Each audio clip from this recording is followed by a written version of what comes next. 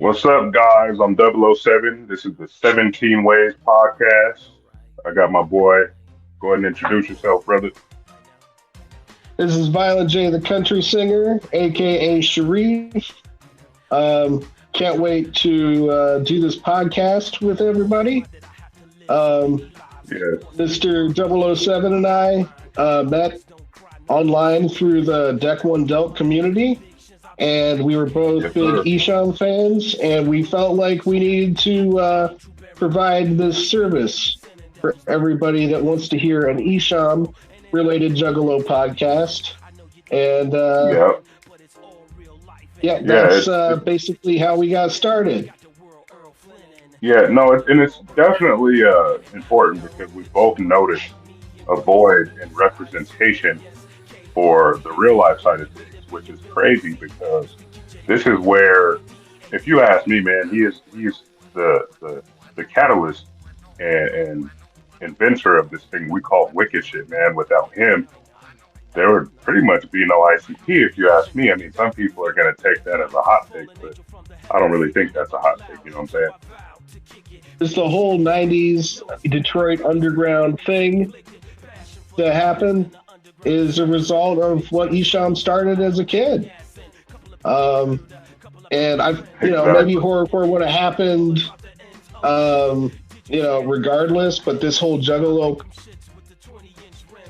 culture is has, it has sustained itself.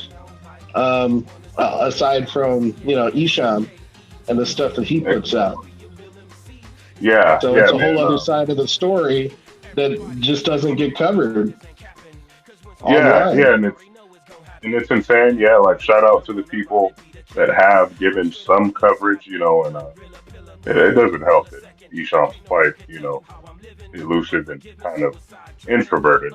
But Right, and that's right. something we'll probably He get keeps into it low later. key. Yeah, Yeah, he's exactly. not marketing the way that ICP and Psychopathic does. Yeah, yeah, that's one big thing, and I feel like you know we're kind of getting into the weeds a little bit slightly. I feel like that might get in its way slightly, but a lot of people like us, it's people like us who keep People, yeah, informed. people actually listening to the music. It's still Yes, real to us, but you just don't hear us talk about it. So that's what we're here for. We're going to talk about it and give people something to listen to, people that are interested in this stuff. yes, We can be a part of that community for underground hip exactly. hop, people into wicked shit. Yeah, This is who we are. exactly. This is yeah, this is who we're talking to. Yeah, exactly. And at that too, I just want to let it be known that this isn't strictly for real life, but that is the base. We cover all underground hip hop because there's a lot of unsung heroes that never really got their roses and flowers and credit for what they did in the underground, what they contributed. So I think that's what's so important that we're doing this here. Um, so without further ado, this is episode one of the 17 Ways podcast. We are covering Isham's 2001 album, Tongues, which I believe is his eighth studio album. Um, it features guest appearances from Nodus, the Dayton Family, Cool Keith, Violent J of the Insane Clown Posse, Brittany Hurd, Heather Hunter, Jill O'Neill, Mujib, and Santos. It debuted at 195 on the Billboard 200. Wow. What would you say your sentiments are for this album for you personally? For me, this was the first Esham album that I heard.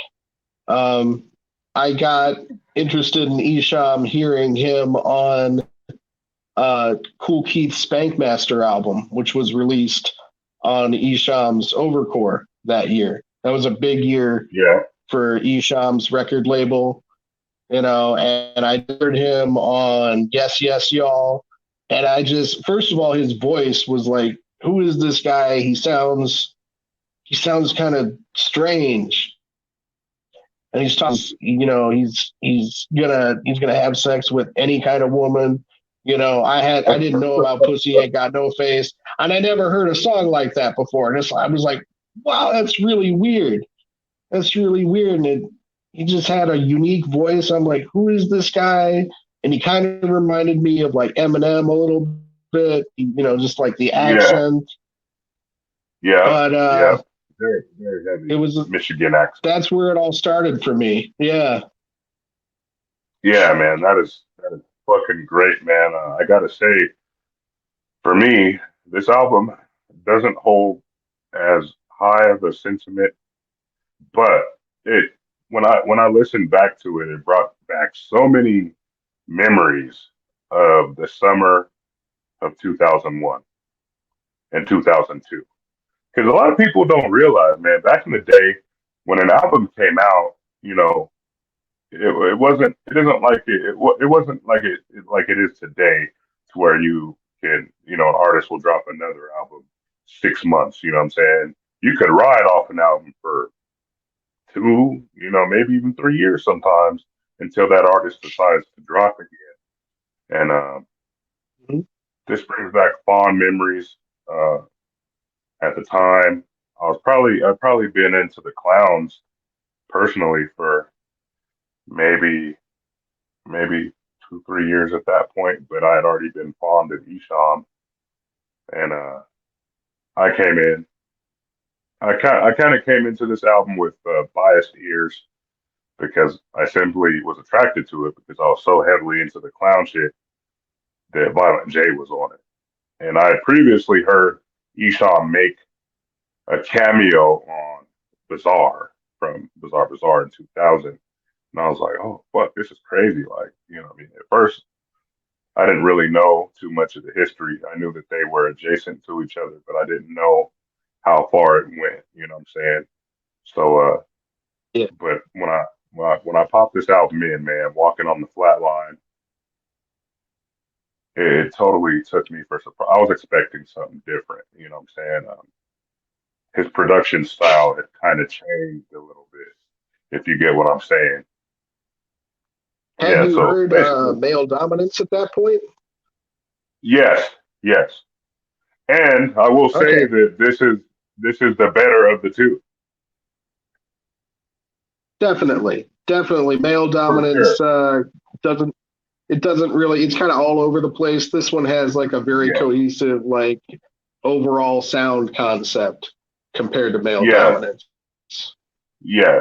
I actually And listened to that one in preparation for this show too, just kind of like it wasn't clear in my head exactly. hmm And I do kind of consider those two, because those are the Esham solo albums that had Santos doing production on them, as far yeah. as I know. Yeah. Yeah. Hey, Santos is slept on too, man. I mean, we'll probably get into that a little bit later.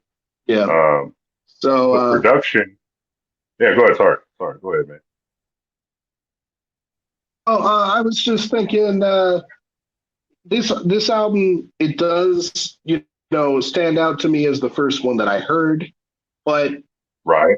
after I started getting into Esham's full discography, it's not the one that I would come back to all the time, and that's kind of usually Exactly. how I am. But once you get into the weeds of it, that doesn't matter. Like, I hmm do consider Malenko ICP's best album, but because it was like the first, it's like it's like I don't have to listen to it as much. I don't know. Exactly.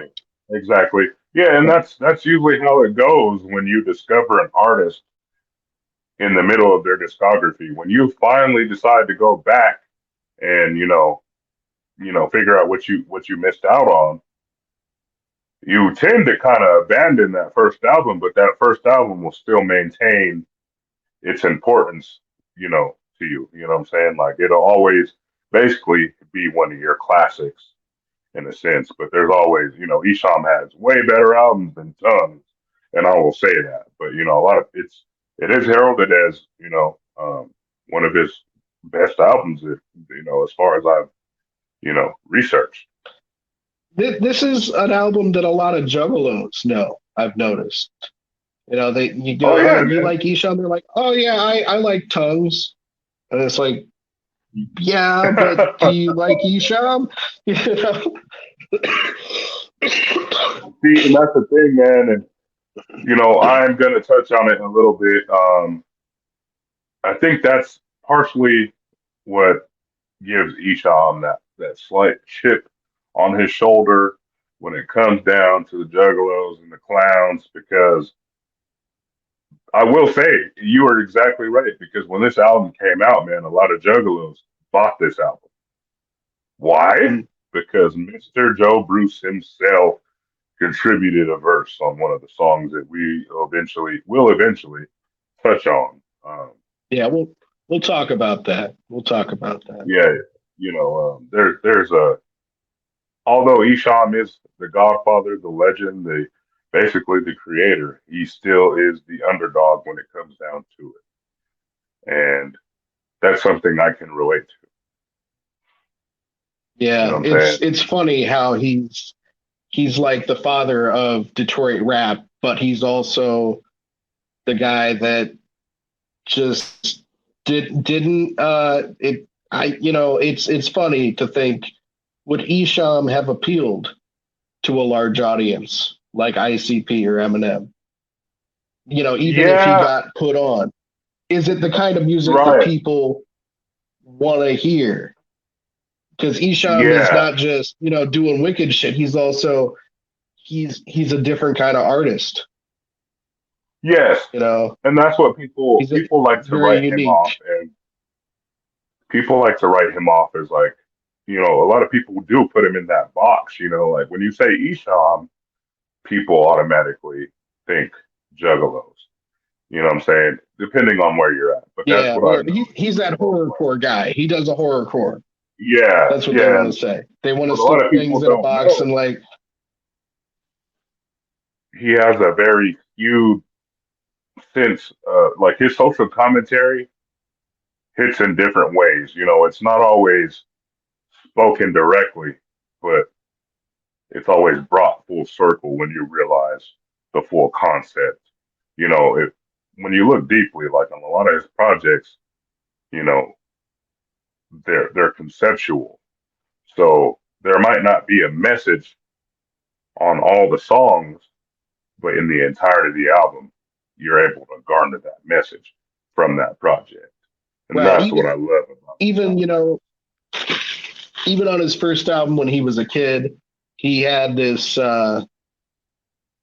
serious side to his music. It wasn't just blah. I'm crazy. I'm satanic. It Yeah, was also, yeah, like you said, social commentary. So that all was part of the package. And even just listening to his production, especially starting with Judgment Day, he yeah, he was he was a pioneer. He wasn't just doing rock samples. This was weird avant-garde stuff that he was doing as a yes, sir. kid. And he evolved, and he just got more intense and more weird. Anyway, we'll get into all that. Yes, yes. We really Gonna be a do lot love of fun to talk Esham. I about. hope you guys I hope you guys see that we really love this man. No homo, but we love this man.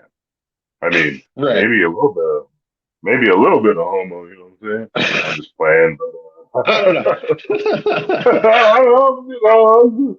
Hey, catch me on the right day. You know what I'm saying? Anyway, Yeah. you want to start rolling on this track list, man?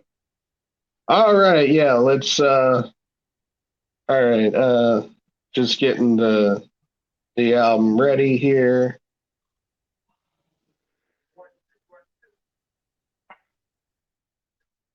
Ready to count of three. One, two, three. We're going. Walking on the All flat right. line. I would Walking really on the like to flat. know what you thought when you popped this in, and this is what you heard.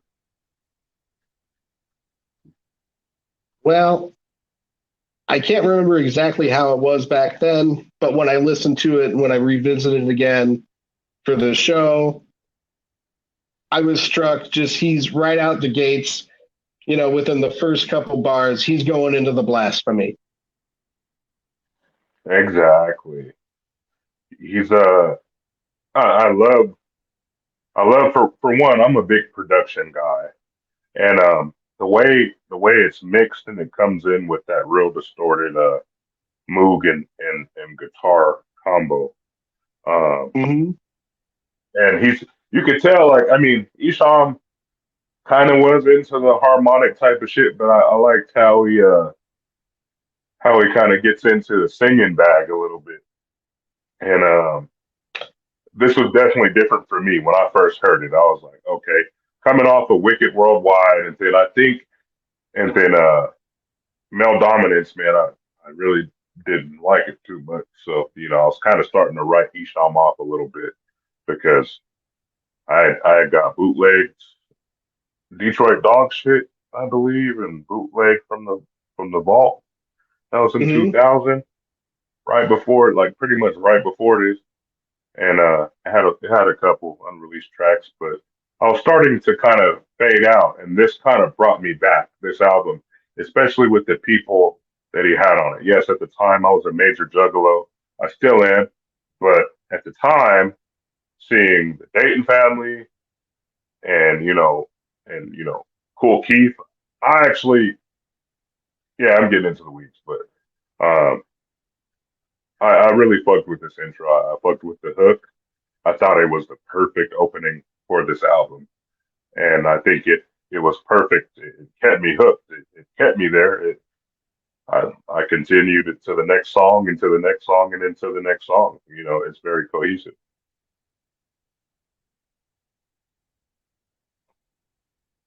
You there?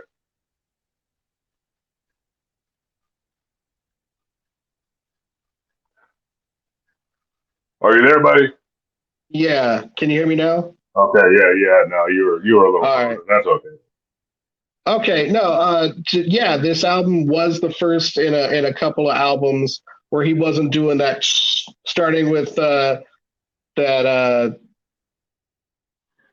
flowers. He started doing like that Yeah, radio flipping thing between the tracks, and this album doesn't yeah, really have that a whole lot. It really does just yeah. flow together, just track after track. Right, right. Yeah, it's perfect. It's a very long album. You know what I'm saying, with 24 tracks, but that's not really out of Esham's mo, man, because most of his albums were at least 21, 22 tracks back in the day. I think one of his shortest albums might even be Dead Flowers. So back in the day, you knew when you bought an Esham album, it's gonna be a long ride, 9 times out of 10. You know what I'm saying? He's just that type Right. of character. And one He has a thing that lot to he's say. good with, and he does on this album, is he keeps the tracks short and on to the next track real Yeah, quick. Like yeah, this track is exactly. only like what 1 minute long, and One this minute track long. took me, yeah, it took me by surprise because first it doesn't feel like 1 minute long, and then it's confrontational. He's going into like the Muslim stuff, and like Yep, he's against the America. He yep, spells it America KKK. yep. So And he's definitely on and that this kind of tip, and he's got and yeah, like somebody singing like the first surah of the Quran on yep, here. Like I can recognize that. I have a Muslim yep, background. Yeah. exactly. And back in the day, that really didn't capture my attention as much as it does now. As seasoned as I am within theology and politics, Well, shit like and that. this album came out But right before 9/11. yeah, I was You about know. to actually get into that. I feel like there is a little bit of foreshadowing there. It kind of harkens back to, I don't know if you're familiar, but Ice Cube's death certificate came out before the LA riots in '92. And a lot of shit that he was speaking to on that tape came to fruition after the Rodney King beating. And I feel like Esham is Yeah. done that quite a few times, but just over a longer length of time. Like, so yeah, slipping out of America, man, like, especially for someone like me where I'm from, we see the ghettos and why a lot of young black males have the outlook that they have on America, on America itself and the police and not being to be able to not being able to be comfortable within your own skin as a black man, and that is the circumstance for a lot of people, that are minorities in America. I mean, that is the truth. I mean, some people. I'm not gonna get too political, but anyway. But yes, Yeah, now that I listen to that song, it touches me differently. It it definitely foreshadowed 9/11, if you ask me. What was for sure. in a social commentary standpoint, like now that I understand it, it's almost mind blowing. Like, damn, he was really speaking some real shit, not surface Yeah, level. I'm even going to say deeper on a deeper level than ICP. Don't get me wrong, ICP has some great um, social commentary and it's more blanket social commentary like, oh, just be a good person and people will be good to you. That'll make the world better. right. No, Esham actually And it's speaks to the got reality of what ICP does. Yeah, exactly. What ICP does comes in a packaging that makes it easier to swallow. But Esham just comes straight out, and tells you like this this system is not your friend. It's using you it. more than it's there to serve you. If anything, if it Yeah, has a use for you, sometimes it's just to humiliate you and make you suffer. yeah, yeah. No, So it's oppressive society will never go away. Especially for some demographics and communities, and that I think that's what was yeah. basically being addressed, if you ask me. Now we're on to So we I'm dead. also had If you, sorry, go ahead. yeah, we had the D, which is Oh kind of yeah, like a retelling of the first Esham's Boomin' track, sitting down in a right. crack house earning my pay. Turning And my it's phone. like a variation on that. And then I'm dead. And that always makes me think of like that graveyard, like kind of zombie makeup thing that he had in the album art. Yeah, I always wondered what the fuck that was about. It was him in like some weird gray getup with a Mac 10.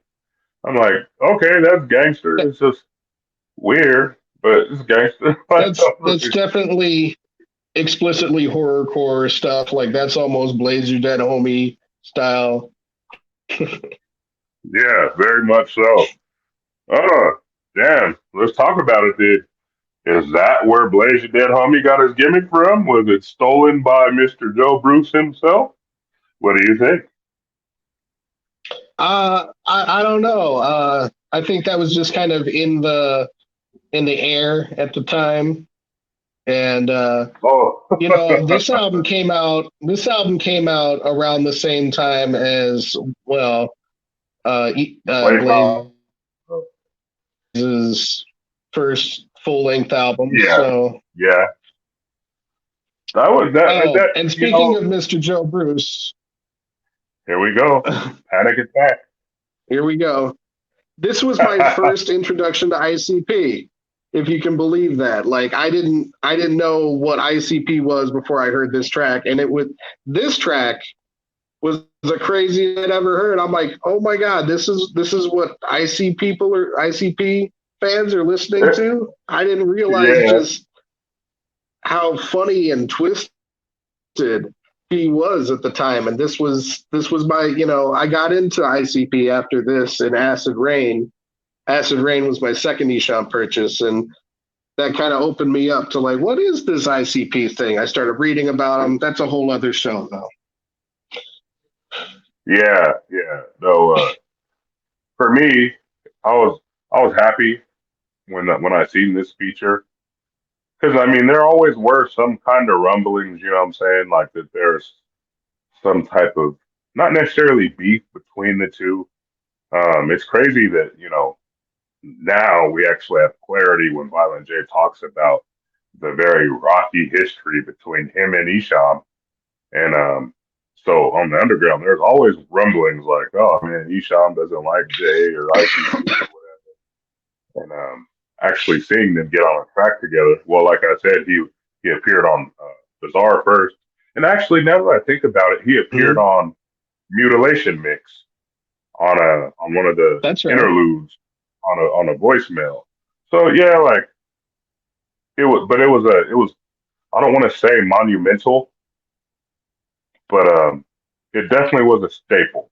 And when I listened back to Violent J's verse, he didn't phone it in at all. He No, didn't. He didn't phone it in. He he gave the he full painted a picture. Violent J.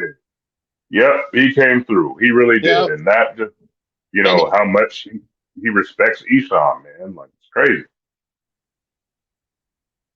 yeah, and But he has that part of the song. Shaggy laughs at him. I laugh at him. I laugh with him. Esham, he slaps me. You know. yeah, yeah, self-deprecating, but also Yeah, it's like he bows to his master. Jay is always, to me, if you ask me, man, he's always stayed true to like the 48 laws of power. Never outshine your master law. You know what I'm saying? He's always given so much props, to Eshab, and Eshab would just he's kind of like that good dude that you give him a that compliment. was a big. That impressed me early on. Yeah, That impressed yeah, me for early on real. when I was getting to know ICP. Is that I already liked Esham, and then to find out, you go on the ICP website back in the day, and Violent J is always giving Esham props all over the place. He said, Where did we get our concept? We copied Esham. How did we market our whole marketing thing was based on what Esham was doing. Like he just openly admitted all that. Right, Very, right. He very should have. respectable. Very respectable. Yeah, it was. It's been known that I love their love hate. It's a one-sided love hate relationship. And actually, we just skipped one of the best songs on the album. That's well, it just passed by already. Chemical Chemical Imbalance. But imbalance. yes, Yeah, very. that's like that's where you start to feel on this album that Esham is angry about something very specific happening in Detroit. Yeah, yes, yes. He's actually very, very angry about something happening in Detroit, and I wonder what that happening may be. Can you pour it on me? What might that happening be, Mister It Singer? might be it might be his angriest album, and it's because Eminem just became the biggest superstar in the world off of this type of music that Esham created. Exactly. Amen. And then he And didn't that he didn't properly he didn't properly give Esham props. He might have like mentioned a couple of things, but it was very vague. yeah, Like very big. he mentions Esham uh, on the first album, and then he said, "I'm not acid rap, but I rap on acid." On his second big Yeah, time album, and yeah, Esham didn't like it. He just, you can tell that much that he just didn't appreciate what was going on. He was like the yeah. opposite of violent. Exactly. The Eminem absolute was. opposite. And it just goes back to when I said that Esham is the underdog. His style, Yeah, like at this time, at this point in time, he was basically a two-time loser. Like, goddamn, like why are all these white boys taking my shit and blowing up with it? Maybe I can't yeah. say that's how he felt, but it seemed like that's how he felt because even over the years as That's he pretty much. progressed, it's even more. That's what he was saying during interviews at the time. That he was just coming out on white people. Saying like, this is not fair. Straight up. Exactly. White people went and they took my shit like Elvis and fuck these people. And he Yeah, got angry at Violent J. He disses him on this album.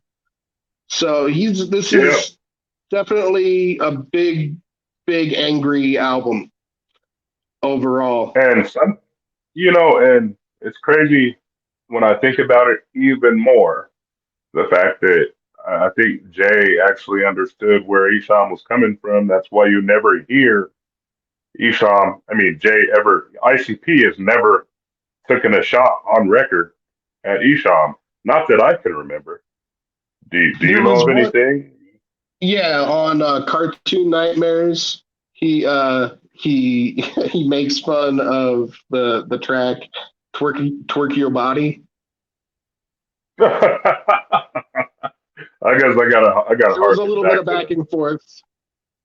There's a little Oh bit of back man, and forth at the time. that's So that's I don't know who dissed somebody first, but yeah, they I were would they were going back and forth just a little bit, but it was all fine by the next year. yeah, because Cartoon Nightmares You was know, what I think that was 01 too. So um, I would say that'd probably be yeah, Jay's response. I would say that would be my guess, and that's not me trying to shoot Mr. Joe Bruce any type of bail or anything, but I do think it's rather honorable in a sense to understand that Jay understands Esham's plight as an artist that created something and basically was this basically the scapegoat, the pale horse in a sense to where he got some notoriety and some success, but not he wasn't the most successful, you know. yeah.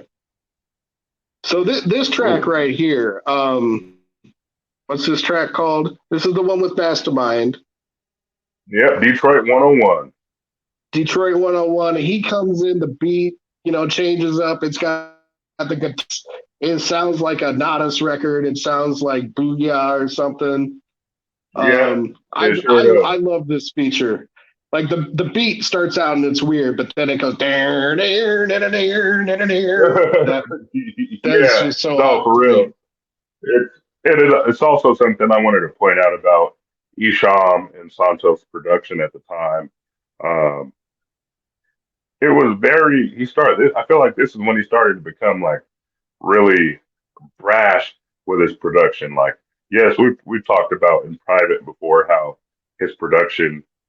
I think he just does it on purpose to make it sound really loud and kind of distorted in a sense, or unpolished to give it more of a raw feel. But I'm gonna be real, man. This album, you can't play it too loud, man. It might blow your fucking speakers because it's not mixed very fucking well. And Hmm. at this point in my life, I think that Esham does that shit on purpose. Yes, it's not one of his worst sounding albums because one of my favorites is Closed Casket, and that thing is mixed like shit. But Yeah. yes, and Each another thing, Mastermind kills it on Detroit 101. It's probably one of my favorite Mastermind verses. yeah. This track playing right here, can't think of what it's called right now, because they all flow together so well. Um, Poetry. Poetry, yeah. This has a weird beat. This is definitely indicative of what he was doing at the time, and that's why I was open to him. I got into rap music through the weird stuff. Like the first rapper I really listened to was Cool Keith. You're right. So this is exactly the kind of thing I was looking for. Yeah, it's very obscure. It's very odd. They're like awkward, off-putting type of beats. But when you're It's all listening over to the acid place. rap, horrorcore, you do listen for the beat, but you're listening more for the content. So the beat usually becomes just the icing on the cake when the content is the actual cake. Which most music nowadays, the beat is the cake, and whatever they might be mumbling over the top of the beat is just the icing. And there he goes with that singing shit again, which is like I love it, but Yeah, and it's that's weird terrible. too. I don't know. I liked this kind of thing, early on. Now I listen to it and it's like I know Esham's got some more solid stuff, but this was an attraction for me, I like the weird stuff, so this was up my alley. But like I couldn't even think of the name of this track, just now. Yeah, So it's very it yeah, kind of just blends in. It's skippable. It doesn't really pop out. It doesn't make you want to be like, oh yeah, let me run that back real quick. But I have noticed a lot of these songs on here when I was running it back for like the third time. If you don't pay attention, you might miss something. But when you finally do notice it, it will cause you to want to run it back. Like, wait, what did he say? Like, okay, like, and that's a hmm very Esham thing, like not everything he says, you won't catch everything he says right away, but you will notice it at one point in for time, sure. and that and that's something that I just love about Esham, man. Just his a lot of people will probably shit on him as a lyricist, and I will say I'll be the first one to tell you, man. Some of his rhymes are just kind of phoned in. It sounds like sometimes like he just freestyled something just to fill it in for that part. But hmm overall, he's a wonderful, excellent, top tier lyricist, which will be a hot take for some people. This is one of the best tracks on the album. You think so? I think so. I do. I do. Yeah, I feel no, this it's is decent. a classic track. Um, it's got a real ominous beat, and you start to understand at the time Esham was thinking about, am I going to have to be a martyr like Tupac or Biggie to get recognition in Detroit? That's crazy. You know, He talks like that on a few yeah, tracks on this album. yeah. No, I noticed, and it's sad to say this, but that's we've kind of learned that's kind of how things work. You know, once you die, everybody loves you, but when you're around, no Mhm. one notices you. You know what I'm saying? And that's the sad thing about it. I mean, unfortunately, yes, at this time, if something were to happen to him, and I'm glad nothing did happen, but I think that's how he would have got the recognition he deserves. And I think it still stands today. He's getting a little bit more recognition today. He appeared something on Sirius XM this past Halloween Yeah, he 2022. had a Halloween But special. Yeah, recently. yeah, and I So didn't get to catch that personally. I was doing other things, I and heard it. I heard it. but I was just happy. Like I get happy when I see artists that I think are the greatest that are basically the underdogs finally get some shine. You know what I'm saying? And I'm about to get into the weeds, but I think this needs to be said. The more I've noticed and paid attention, when ICP bitches about being the underdogs and the most hated group. I was watching Shaggy stream the other day and I noticed that he has a spread in a Rolling Stone tattoo book. Like, Isn't that something? and that's something like really you guys are. I mean, I understand like you weren't everybody's cup of tea, but um, the most hated groups don't get spreads in Rolling Stone. Like they definitely, you know what I mean? Like, so I'm Well, starting to see they a lot of things like, you know, marketable. They were good to put on magazines, but critics would just shit all over them. So yeah, that's the issue that they have. Like, the kinds of people that are into alternative music, didn't respect them at all, and they probably still don't today. I know that it's become fashionable to say like respect ICP, but I never listened to him. Like I would never listen to ICP in a million years. Like that's what people say. So Yeah, it's still kind of like that. Like ICP was all over TV, but you talk to people who consider themselves like into music, they're like ICP, ha ha ha, they're awful. How could you listen to that? You know. exactly. But I do notice it, like, being that they make similar kinds of music, how come, Esham never got, I don't even think he has a gold or platinum album, which is a travesty if you ask me. Like that's I mean, I could be wrong. I've never checked his sound scans or anything, but as far as I know, he's had a lot of his albums have appeared on Billboard very low, like this one appeared 195 out of 200. Like, Yeah. hey, don't get it twisted.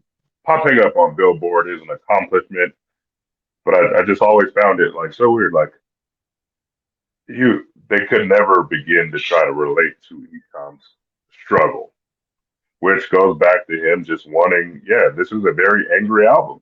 He wants his fucking recognition, goddammit. Yeah.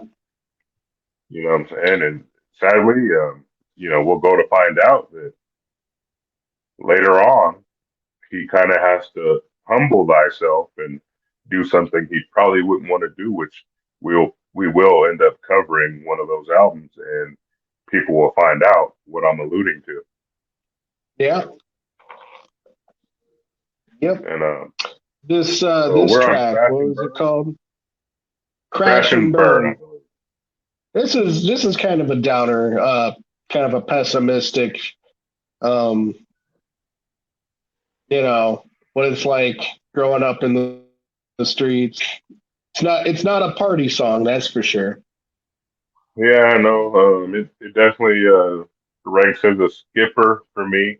If this album wasn't so cohesive, Me too. there'd be a lot of skips, But Yeah, being that this is one album, even though it's not top 10, this is one album that you could play through and through just because it's so cohesive and gelled together so well.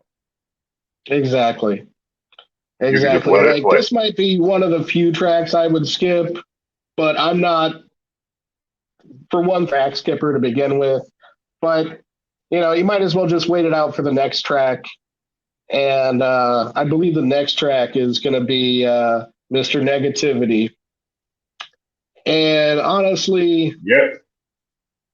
that's one of those standout tracks. But to me, it's a little bit. I think Esham started to miss the mark on some of these angry Eminem dissing songs. That's my Yeah. one complaint about this album is he just gets lost in the sauce on the whole Eminem dissing thing. It's like, dude, Yeah. you're starting to not be the best lyricist on some of this stuff, and it sounds obsessive. Yeah. He's going out of his way just to be negative. I mean, that's all it is. It also goes to show the terminology of you know when you're emotional, you're not thinking clearly. So when you're doing right, things out of anger, they're not going to be done to the best quality because you're angry. exactly, You are writing out of anger. Yeah, sometimes doing something out of anger will your anger can fuel you to do something great. I can think of some great diss tracks that were written while the person was angry, and they're classics. But I think he already got that off on Chemical Imbalance, and then he revisits it again and again and again. So that in turn right. becomes watered down and kind of redundant, you know.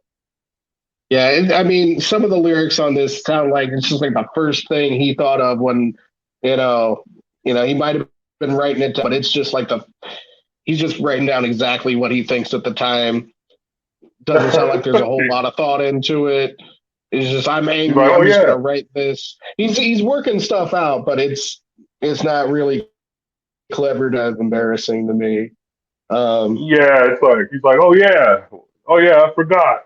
Fuck Eminem too.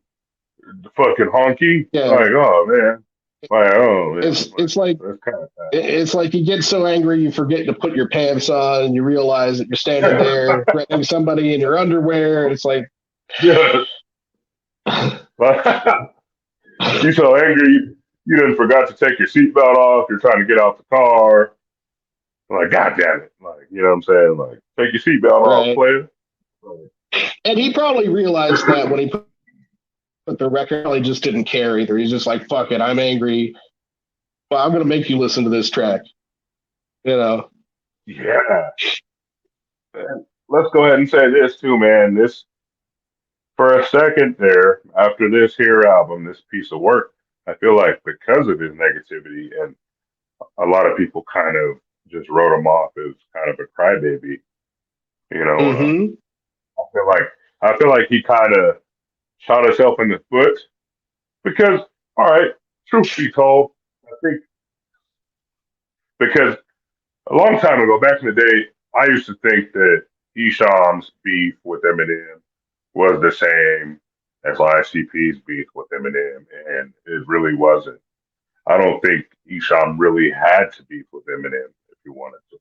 Like, I think I mean, hindsight 2020, he could have played his cards right and actually got collaboration. Maybe that's just maybe that's just more speculative to me.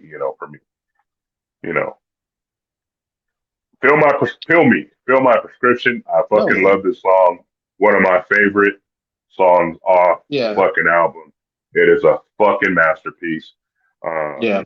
It Timeless. speaks to so much going on. Like, man, as far as like pharmaceuticals and having to take something to feel somewhat normal.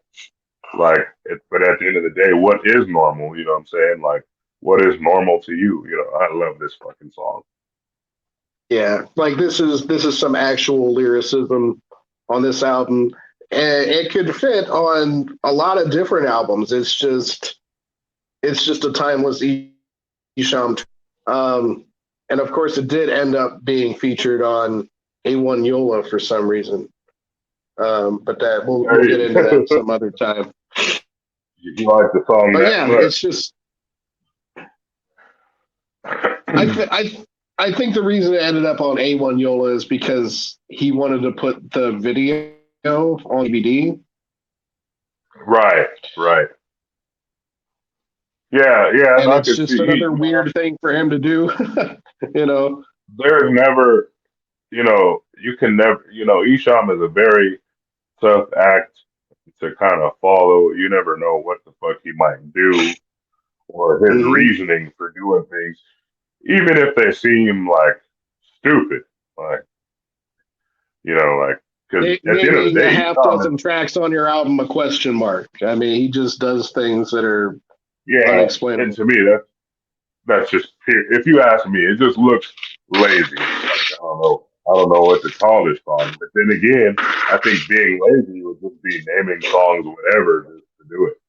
You know what I mean? But you know, like I said, that goes exactly my point. Like, you can, you never know the method to his madness. Like, and that's what makes him so interesting. Yeah. Yeah, Think about it. it's just a sign of Oh, an sorry. eccentric artist. Um, Yeah, yeah, for sure. Like, yeah. as far as his production, like, even though I hate some of his later production, I still wonder why. Like, but why? Even if I don't listen Why to didn't it, he? Why didn't he make "Pill Me" the single instead of "All he Night should. Every Day"? Man. But I feel like at that time, a lot of people wouldn't have. I don't think right now, if you were to do "Peel Me" as a single, oh man, it would run up the charts. I feel like, but in '01, that was just such a different time that You might be right you about had to that. drop Yeah. something, heartfelt, somber shit just wasn't gonna pop as a single back then. Maybe a B side. I wonder what the B side. Do you know what the B side was to the single? All Night Every Day. Uh, I don't yeah, think you know, I don't think there was one. I don't think there was a B hmm, side. I think it I was, don't. the album track and then um like a longer mix. Have you heard? Well, Okay, we'll talk about that when the track comes. yeah. What do you think about brain surgery? It's not one of my favorite tracks. It feels kind of a generic horrorcore kind of thing. They mentioned Doctor Giggles in the song. Um, that's Shoestring, right? Yeah, yeah, Um, yeah. and what Shoestring and his Master verse Bomb. is like, right? And Shoestring's verse is like 30 seconds long or something. Um, Yeah, this yeah. this is I've this never would be understood that. this would be one of the skipper tracks for me too. It definitely is, man. Like, I'm actually, I can't. I'm excited for the song to be over because it's like, okay, like enough of this. And that, another note to Esham's production because I don't know how Shoestring agreed to rap on this shit. Like Mastermind, I It's can understand because that's Esham's homie, but Shoestring is from the Dayton family, and they are definitely a different type of they wouldn't rapper. rap on this. They Like, wouldn't man, rap on what the something fuck? like this. They definitely You would know, not. I wonder. Sometimes I wonder. Like, I would love to be a fly on the wall in that studio session. Like, Shoestring walks in, he's like, "All right, man, what track you have me hop on?" Esham hits play on the MPC. You can't even bob your head to this beat, bro. Like, what the fuck? right? It's just so. It's like it just sounds like Esham was just pressing pads on the MPC and hit record. Oh shit! Here's your guy. Devil shit. I mean, did you have anything else on brain surgery? Sorry. Brain surgery? No, no, not at all. I mean, I kind of just take it for like something on the album. It takes up time. Here Yeah, comes double shit. Yeah, double shit. yeah. Ah, I was excited for this track because I was already a Cool Keith fan. It's not a bad track. It's kind of weird. It's not. It's still I not one of thought my favorite tracks. I expected something a little better, but It's not it's bad. right on par. It's right on par for a collaboration between them two. Like it sounds like some Esham and Cool Keith together type shit. Like I Oh, definitely this is the one where understand. he disses Joe Bruce on this track, Yep, he sure going the up fuck against his does. racists. Treat you like Joe Bruce with two faces, and he was at the time he was saying that Joe Bruce was racist in interviews. It was like he called him a Yeah, two-faced yeah. racist. And I've never understood So that personally. I thought that was really Esham being emotional and trying to. I don't know what his angle was with that because even till this day, I I can never get confirmation on Violent J ever dropping in bombs or no, saying any I racist think shit. I think maybe what he was getting at, and this is I'm going to say something crazy now. Watch out, 17 Ways Go ahead. podcast. We're going to say some crazy stuff. At the Yeah, time in interviews, Esham was saying that, these white rappers out here, they're trying to act black. You know, they can't even be themselves. They're like stealing our whole thing. They're trying to look like us. And I think maybe he felt like people like ICP might have been doing a little bit of blackface or, that's that's so crazy. I like putting love on it. a certain kind of voice, Yeah, just making yeah. their voice a certain way to sound like, gangster rap. And he felt And like putting that out there. He was talking like that in interviews, the word blackface, but he was saying some really controversial stuff. So maybe that's where his head was at the time. Yeah, and you see, this is the thing. Like ICP, out of all people, I can't really say that they are wiggers per se or trying to act black. Yeah, they rap and that's about it. But I don't, I've never heard that. If anybody's guilty of being wiggers, it's Twisted. Exactly. Twisted and Blaze for sure.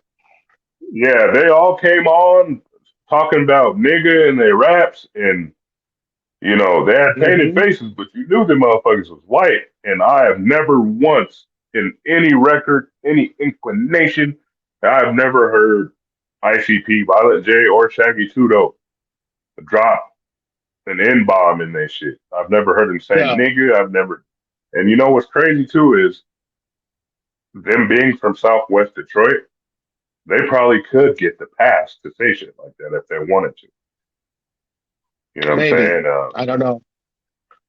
I mean, I just, as far as the demographic of Southwest Detroit and a lot of the white dudes that come from out there, they get that kind of pass if they're in that type of crew.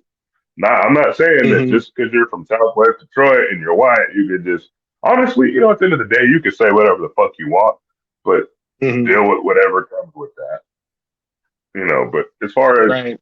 Violent J, ICP being racist or blackface, I can see that because back in the day, around 93, 94, they used to do their face paint inverted, so the base would be black and then like the accents would be white, and Right. that kind of looked like some blackface a little bit. I'm glad they don't go back to that style. You know what I'm saying? But Right. I get his frustration, but I think he was just aiming his gun in the wrong direction. Yeah. It feels like kind of a low blow, kind of a underhanded thing to say. It must have been a Yeah, real dark time. And yeah. it ended That's up like if hitting, I get it ended up actually hurting him real bad because this was right after this album. He got his ass beat so bad on the Terror. Warped Yeah, I Tour. think he went. He ended up. Didn't he go like deaf in one ear or something like that after this? It Uh, was real bad. It was real bad. yeah, him and TNT got their ass beat. Yeah. Yeah, it was him and TNT on the Warp Tour. You can actually watch the interview. You can only get one perspective, honestly, because Bizarre. Oh shit, they're fucking on this song. But Bizarre tells the story on Vlad TV about what happened, and Yep, I've seen that. I thought it was funny because he said proof like karate kick the fence, and I imagined it in my head, and I just thought it was the funniest shit ever. Like he fucking karate kicked the fence open because he said Esham was taunting them like, yeah, nigga, y'all ain't gonna do shit, y'all ain't gonna do shit, and then proof kicks the fence open. Like damn. It sounds like a real regrettable alcohol fueled time for everybody. Um, Yeah, yeah, you get your ass real beat for talking unfortunate. shit. That's what happens. Sometimes your mouth will catch up to you in more than one way. So Yeah. actually that's a good lesson of the day. Be careful what you say. Well, what do you think of this lead single? What do you think of this single for this album? You know what, man? So back in the day, I always thought this feature was funny. Not the Cool Keith feature. It's the Heather Hunter feature. Because back in the day, Mm-hmm. I was a nasty little boy watching porno tapes and shit. And Yeah. Heather Hunter was like a well-known porn star at the time. Okay. And like I was like, oh, she's on Esham shit. Like she raps. It just threw me for a loop. Like what? Like, and then she's basically just moaning on the song in a sense. Like I mean, I didn't really. I don't know, man. It's kind of a skipper for Now me. the extra long version. Yeah, Yeah, it's like 2 minutes longer of Heather Hunter making noises and talking about what she's gonna do. Yeah, yeah. Anyway, Like all that. Like yeah, it sounds great. I would love her to do all that stuff. Well, actually, she's ugly as shit now, but back then, I would have loved her for her to do all that crazy shit. That'd have been awesome. But it's not something I could just ride around bumping. Like, oh man, like exactly, people looking at me exactly. crazy in traffic. Like, oh, Sitting, he's riding around listening to porno music. Like, what the fuck? Like. yeah, sitting there at a red light. You might want to turn it down or skip to the next track. Yeah, just skip it because yeah, I don't want to listen to Heather Hunter moaning. Like I mean, knowing Esham, I want to give him the type of credit to be like maybe he was in there fucking that bitch. I hope he was. That'd been cool. But part of me kind of like maybe not. Maybe he just told her to do it. But that's neither here nor there. But all I know is one of my favorite songs on the album. I know I know. this is Yeah, oh this could have been a fucking single, bro. yeah, Like yeah. This is one of my it, favorites too. And yeah. spoiler alert: every single track from here on in, I love it. The rest of this album to me is chef's kiss, Yes. man. I love the rest of this album, starting with this track. It works for me. It really does. There Yeah, might have no, been it's some this skippers early on, but this is where the album gets focused, and I get it. yeah, no, I definitely I no, I love this song. I remember the first time I heard it, man, and like me and the homies were all blowing trees, smoking, and you know, I remember I told you the homie just pointed out one of the corniest lines that Esham ever spit, if you ask me. Um, but he brought it right back around. That's kind of what I was saying when it sounds like he just freestyled some shit just to like fill it in. Like he might freestyle a bar just to fill that part in. You know what I'm saying? Like he got stuck or something maybe. Uh, but no, this is a perfect example of an Esham song to me. Like especially this also represents something that a lot of people don't get to see from Esham is his self-aware side. And this also speaks to him being a martyr as well. The only way to be a real MC is to get your head blown off and be DEAD. Yeah, Um, and this chorus, is one of those singing choruses that really works. Like it's a well written, melody to me. yes, Like, yes, and he it's has catchy the and it's female, yeah, yeah, the he female has the vocals female work doing, too. yeah, beautifully, like, and it's one of those Esham songs that is actually mixed pretty good. I mean, it's not mixed to perfection. Doesn't sound like no Dr. Dre shit or no shit like that. But it's I can play that song in the car at a loud volume and it sounds good. You know what I'm saying? Like, And it oh just yeah, so continues it so for me yeah, with the guitar in the back. yeah. It's actually a good. It's like damn, bro. Did you just go to a better studio for the last half of the album? Because this song sounds great too.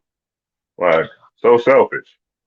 I think maybe Isham is maybe he likes albums that end better because that always annoyed me when you got all the good tracks at the beginning of the album and then the second half of the album just kind of dies off.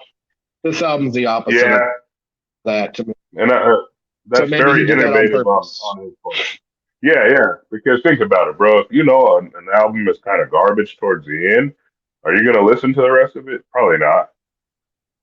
You're probably gonna listen to the first half that you actually like, and you're probably gonna just move on after Yeah. it gets to past the halfway point. You know what I'm saying?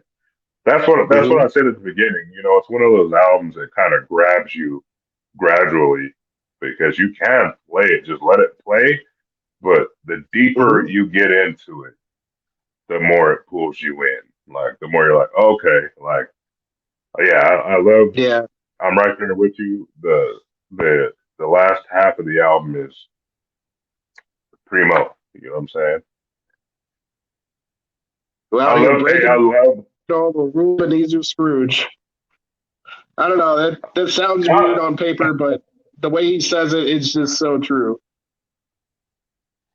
It's I like love it's the way he did the, I love the way he did the hook. It kind of takes me back to early Esham days.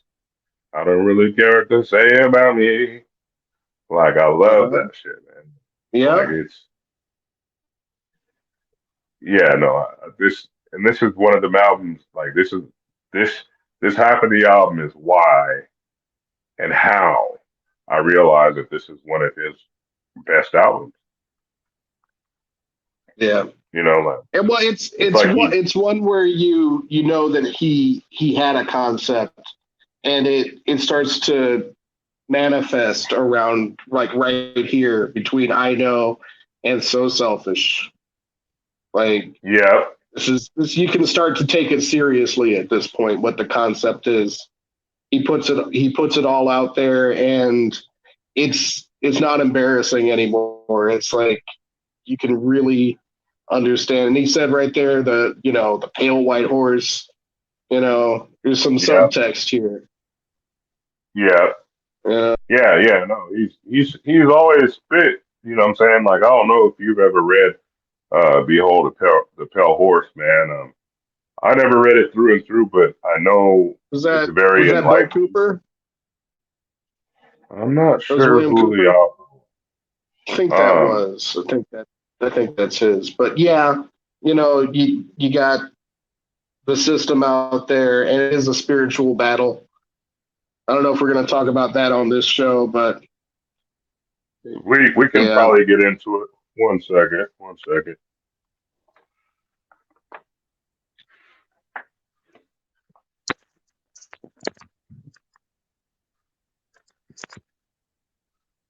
but yeah, probably one of the best beats on the album, if not the best beat to me. Okay, and the next track is "Envy the Sunshine." Um, "Envy the Sunshine." At the time, I was familiar with Eminem's first big three albums, and I don't remember the song right now, but he had a song to his daughter on the Eminem show, and I thought when I heard Yeah. this track, did was he just he copying off of Esham? Was he copying off of this track? No, because Eshawn did it first. No, I mean, Eminem did it first. Sorry. no, I don't think so. Eminem came out in 2002, I think. No. You ever heard the song? It's off of the Slim Shady EP LP. It's it's what Eminem's off of. So, I can't hear you. can you hear me? No. One second. One second. Yeah, so what I remember about this track is that it starts out like it's actually like a tribute to his daughter, and then like during the second verse, like it starts turning into a song about his gun. Yeah. Okay, I can hear you now. Okay, you got me. Yeah, you're clear now. Okay, cool. So now we can actually research the whole Eminem thing because Eminem has like a couple songs to his daughter. Um, the Slim Shady LP. It's like I think yeah, it's called Bonnie and Clyde. Right, but that's more about like I just killed your mom, not like Hey, but hey, it's to his daughter, you know. I see what you're So saying. I mean, Eh, not the same subject, but same concept. it's I guess it's related. Yeah. You know, so Yeah. I mean, So I honestly, I guess like to yeah. go ahead. Sorry. But you're good. I guess like I get Esham was making this song, and then like partway through it, he goes like, "This sounds soft. I'm gonna make it about my gun for the second half." But Yeah, I think the vocals, I really really envy the Sunshine. It's actually a good yeah, performance. I actually do yeah. appreciate this. No, you're 100% right, man. I'm not even saying that just Actually, because I like Esham. Like it sounds good. yeah, it's a very well written, programmed and arranged song. I mean, it Yeah. gives me like elevator music vibes, kind of, but it kind of reminds me of like a walk like through the on the beach or some shit. You know, it has like that type of vibe. You know, like No, coffee shop music. You know, it it gives me chills sometimes. It definitely has like that 70s jazz thing going on around. yeah, Um, easy listening. yeah, yeah. Yeah, no, No, but it's not a very typical track for Esham. But I think I'd say it's a triumph. yeah. Actually, so now we're on love. What do you think about this song? um, I I think it's great. I think it's funny. I think it's got like that spooky um, string kind of thing going on.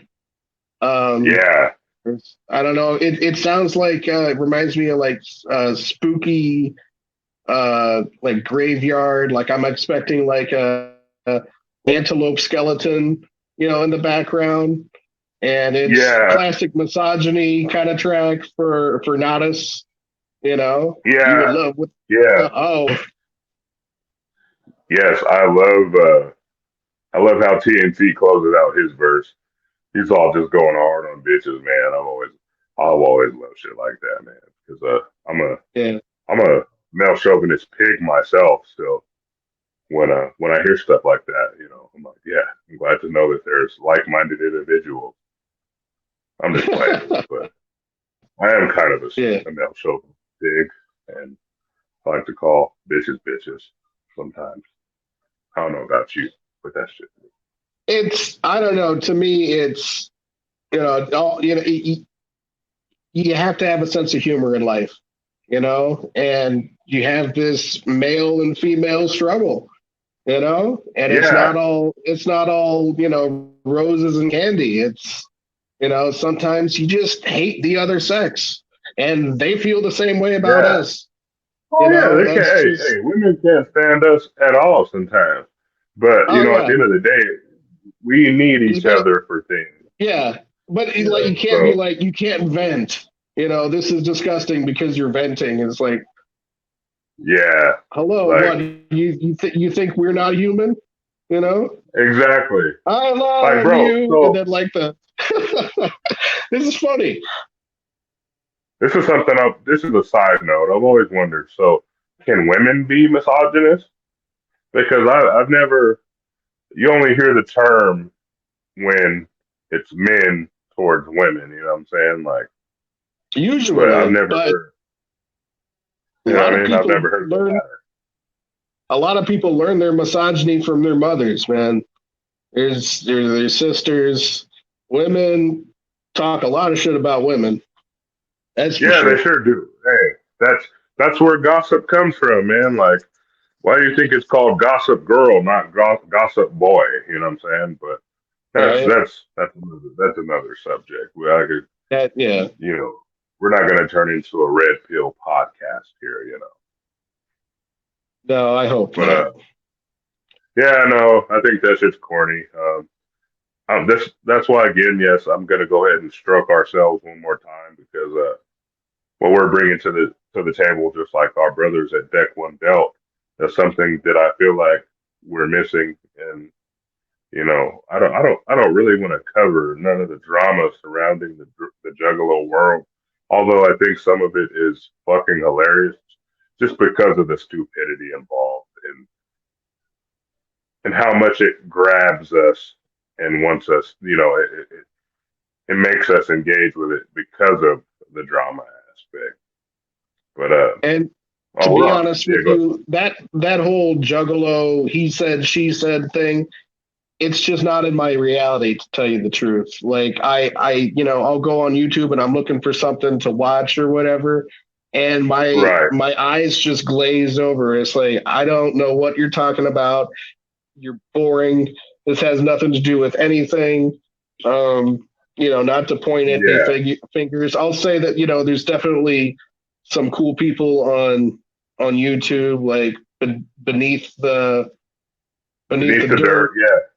Yep. That's Yep. high He's quality. awesome. There's some people out there, but a lot of it's just like, in DC, I talk to him all the time. DC Fago guy.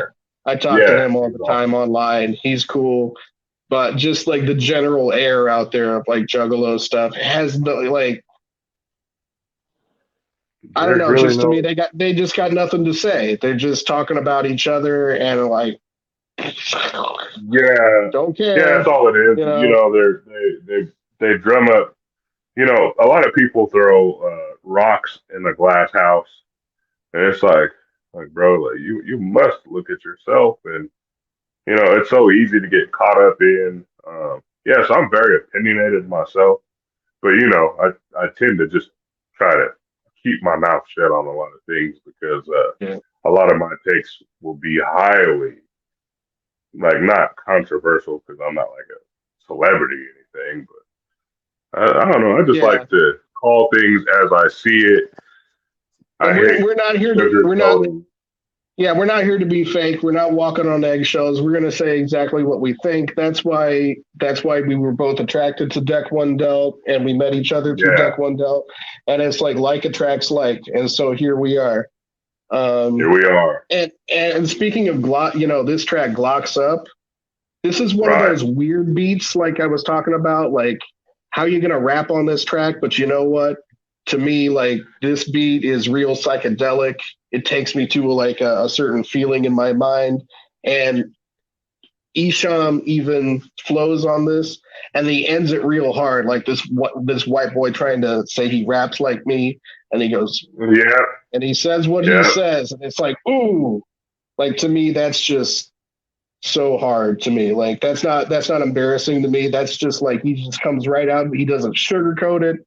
He just says, yeah, yeah, you know, I'm the actual thing, and you're just a, I'm not going to say those words, but he comes right out and says it. I'm black, you're white, fuck you.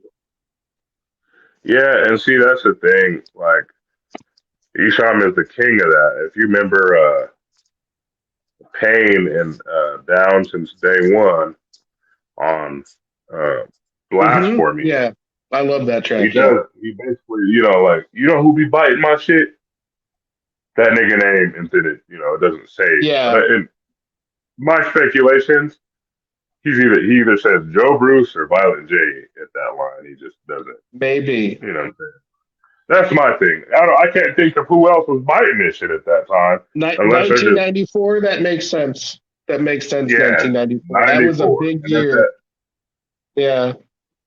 and at that year, I mean, shit, he didn't House work of with Crazies ICP was at starting to all. come up at that in that year. I don't know. He probably wasn't referring to them at the time, but yeah, Maybe he could have that was been, the but year. dude, I mean, I was never a It's, fan of the but old house who cared HOK about shit at them that at point. that point? Yeah, really, for real, for real, for real. I can't think like I'm not. Hey, I give you all the. I commend you 100% for being able to listen to all that early HOK shit and still have your eardrums intact, and you're okay because that a lot of that shit is hot garbage, bro.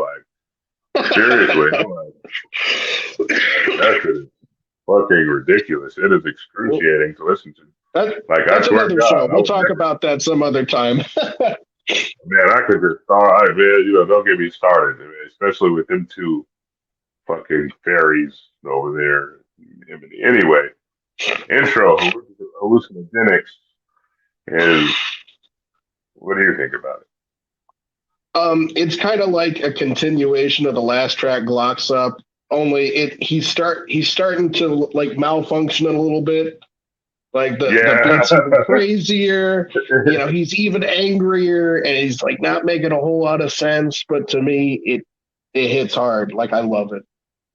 I love it. Yeah. Yeah. Like the Glock's up intro, hallucinogenics, and then skydive to me are like this trio of just how like it's almost like the ending of Closed Casket to me. Like it's just Yeah. so fucking angry, and each track just kind of builds off of each other. And Yeah. skydive, I love Skydive. yeah, I like it. It's I love his delivery. Like when he does this style of delivery, like it's like kind of like a somewhat staccato type of driving delivery. You know, his cadence is, I love when Esham does that particular cadence. It's right. It's like the beat and like you said, the delivery. I didn't think about that, but both the beat and delivery just kind of take you ahead and take you ahead. It never drops off. It gets higher and higher. It just increases, increases, and the tension yeah, is yeah, it's just something that it's not something that you can teach in a class. This is something that an exactly. artist comes up with. This is, natural, talent, inspiration. This is what Yeah, I'm in it for. Like this is why I like Esham, because it's just, you can't teach it in a class. This is yeah. This is pure. essential. This is essential. Like pinnacle Esham. Like I respect his artistry and his creativity because he's always thinking outside of the box, whether that hurts him or helps him. You know what I'm saying? He's always striving to be different, which I think sometimes, as far as a fan base goes, a lot of times, man, fan bases are looking for something familiar from an artist. Like Mhm. if you do something different every time, a lot of people will start not fucking with you. But you got people like me and you that no matter what ESOM drops, I'm gonna check it out. I will give it I will give it two listens just to make sure. You know what I'm saying? I'm not sure. I can't speak for you, but that's how I Mhm. will listen to everything. I will give Esham a chance time and time Yeah, I mean, I'm like that with pretty much any artist, but especially for somebody that I feel some kind of connection with. Like, so, I don't know what it is about Esham. He is my favorite rapper, and it's not because I think he's the best rapper. It's not because of like, oh, he's influential. I don't give a shit about that. There's something about what he does and how he does it that no other artist. I feel that kind of connection with. Sometimes you just have a certain kind of connection with different artists. again. Yeah, And yeah, Isham's one of those artists for me. yeah. Yeah, like he's gonna be marveled as a legend. Sadly, I don't see him ever getting inducted into the Rock and Roll Hall of Fame or anything like that. Um, Probably not. sadly, even though he should be. But eventually we will talk about how Esham got in his own way in a lot of different instances. Throughout his career, um, his ego often uh, hinders him a lot. Sometimes humble is the best way to go, but I respect him for standing on what he believes in at the end of the day. You know what I'm Mm-hmm. saying? If Yeah. he felt, he stood on it. He's never really changed his outlook on things. He stood on what he believes in, and he stood for it. And hey, as a man, I cannot hate on that at all. Yeah. You know, but hey, we're at the final, Yeah. and another one of my favorites, "Fuck a Lover," featuring the Fuck a Dayton lover. family. And I love how I know he took inspiration from Bone Thugs and Harmony with the beat and the fucking chorus, the cadence of the chorus and the hook. I got a Uzi that I sleep with under my cover. That Yep. sounds just like some Bone Thug shit to me. Yeah, it's But funny. I was going to make that comparison too just now. I didn't put it in my notes for this show. I actually didn't use my notes for this show because just talking to you and listening to the music is just so natural for me. perfect. I'm glad that's working out. But yeah, just now I was thinking like this reminds me of Pay Me off of Repentance. And Yep. I noticed, now that I know Dayton Family a lot better now, because when I first got the album I didn't know Dayton Family, but listening to this track, this is actually like the only track where Dayton Family is on it, and it sounds like a track that Dayton Family would be on. Yeah. Yeah. This is definitely yeah. So you know how we pointed out earlier the song with him and Shoestring, like how did he get Shoestring to rap over that? I think he made like a deal, like, look, if you rap over this track for me, I'll put Dave Family on this bomb ass beat right here. And, I like Maybe. because I and Yeah. also I feel about the placement of this track. I feel like this wouldn't be the ideal final track on an Yep. Yep. This album. I feel is like it should have been I Know maybe or really. Kill Me. Oh, okay. I feel like that should have closed the album. Either I Know, Kill Me, probably not Envy the Sunshine, but like I feel like this is the structure of the album. This is how the album ends with "Fuck a Lover" featuring the Dayton Family. But I just don't feel like it. I feel like this song should have been way, way before the end of the album. Okay, I can see that. I like it where it is. Yeah, I I mean, think it's a perfect way to end the album. Like, if you want to look at it a certain way, Skydive was the end, and this is kind of like it's going to land on a soft pillow of murder shit. no, I see the concept, and like I said, Esham is known for doing things out of order. Like on purpose, like because fuck you, that's why. You know what I mean? Like, and that's something I've gotten from him and learned from him that have actually implemented within my own life. It's kind of a fuck you attitude, like in the time and the place that it's time. Like when you got to stand up and do what you got to do, you don't have time to be worried about who's looking, how they're looking, what they're looking at. You just got to do you. Period. And that's what I love about Esham. Unapologetically Esham, and I love that about it. Yep. In closing, so yeah, that's the album, man. What a ride, what a journey. This was a great first episode. I think we hit the nail right on the head. Any final thoughts from you, Mr. Singer?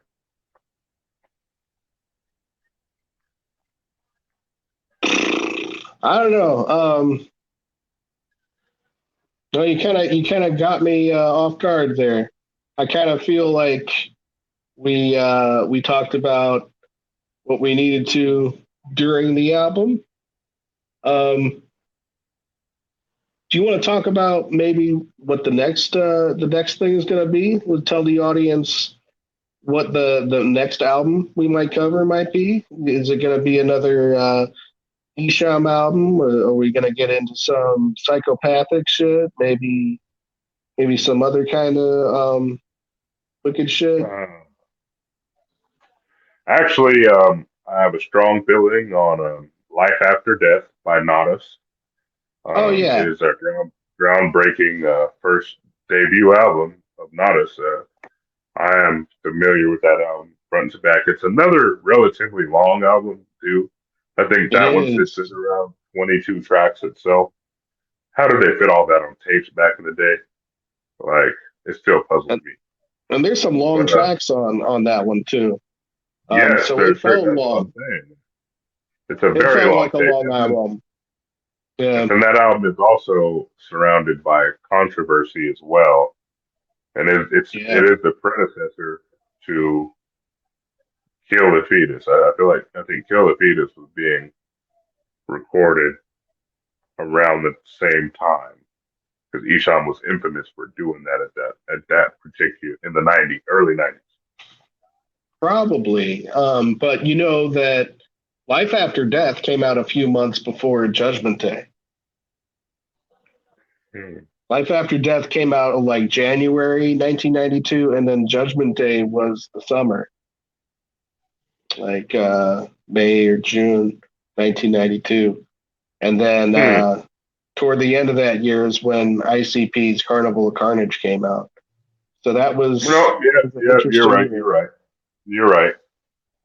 But we'll really never know. Yeah, because you know what's crazy too is you can kind if you follow like the eShop, like real life productions catalog, you can kind of tell what era they're in by how the recording is and how the music sounds in Mm-hmm. general. You know what I'm saying? Like I could damn Yeah. near tell you what era. Like if I heard a song that came from RLP, it's like and I didn't know who it was, but I could Mm-hmm. hear how it sounded. I could probably tell you what year that's from. It's so crazy that you can do that. But Yeah, based especially on the for beats and everything. Yeah. yeah, exactly how it like man. But yeah, no, I plan on doing Life After Death by Nodus. It's a great album. I think it's actually underrated. A lot of people don't talk about it. Um, Yeah. Yeah, it's not I one I love go that. back to a lot, but I would love to revisit it and get like a clear, formulate my own, hard opinion on all the tracks on there, and Yeah, make another episode with you next week on that. yeah, for sure. Yeah, no, we definitely yeah. So we're looking at we're looking at probably for the time being until we can start actually live streaming. We're probably going to be doing Saturday evening uploads until we can go live, which um, that'll be sooner than later. So, Yeah. but yeah, man. If you don't have anything more to say, we can go ahead and This close this out. We're already at this an was a great hour. episode. Yep. Shout out to all the juggalos and hip hop listeners out there. I hope you'd enjoyed the show. There's going to be a lot more to come, and we're going to keep saying some wild stuff. Yeah, man. I'm focused on saying whatever's true, and shout out to all the homies out there, all of our Our friends constituents like online. Jack Wendell. You know what I'm saying? What's my guy's Yeah. name? Gage Von Wild, Gage, yeah, DC that's who I was thinking Samurai, of. Nobody Man. yeah, nobody man. I know he's gonna fuck with it. Yeah, What's my dude's he is. name? Shoeless Jay, Joe. Jay, Shout out to yeah, Shoeless Jay Joe Natty, out there. And DP what's Sap, his name? Indead, like the only other guy in my little yeah, acid rap yeah, yeah, my Discord. dude is dead. He's low as Yeah, hell too. I fuck with him too, man. yeah, he'll If you, like as this a for matter of sure. fact, if you want to shout out the Discord server so you can get some people up in there, and when I You edit know, this, I'll put the link in there too as well. I'm calling it like the acid rap unofficial, but I think we might change that to the 17 ways. That's going to be the 17 ways. So join the 17 ways Discord. We can put a link to Amen. that. And yeah, Yeah, perfect. And yeah, awesome. we would love you to come and talk to us. That's what we're in this for. We're not out here for fame or recognition. We're out here to create a community of Yeah, real people like us, people that could maybe even come on the show, yeah, exactly. and chop You it up know, with us. yeah, this is what this is about. It's good conversation, good, hearty, real conversation, not scripted, not manufactured, not forced. We are talking about Yeah, hip not hop, radio regurgitated. culture. Oh, I found this Yeah, fact somewhere. I'm here to inform you. No, yeah, no, no. no, we're This is no, we're just talking here, and we know what we're yeah, talking we're about. talking. we know our audience is probably just as smart and real as us. So Yeah, exactly. And I'm also here to wake up people's game as well. People who have never heard, hopefully we can introduce the wicked shit to someone. You know what I'm yeah, saying? I always hear people saying, "Oh, I should listen to more Esham." It's like you don't even have to buy it anymore. You don't have to go record store to record store looking for Esham's music. You can listen Yeah, to it all on Spotify YouTube, now. any fucking where now. Anything, So all of it. Yeah. yeah, so So yeah, no. come, If you're not come, listening join to it, us. listen. But yeah, once Yep. again, I'm 007, the James Bond of the wicked shit. And I am Violent J, the country singer, or Sharif, And this is the and 17 Ways. 17 Ways Podcast. We out of this bitch. See ya. Yep. Peace.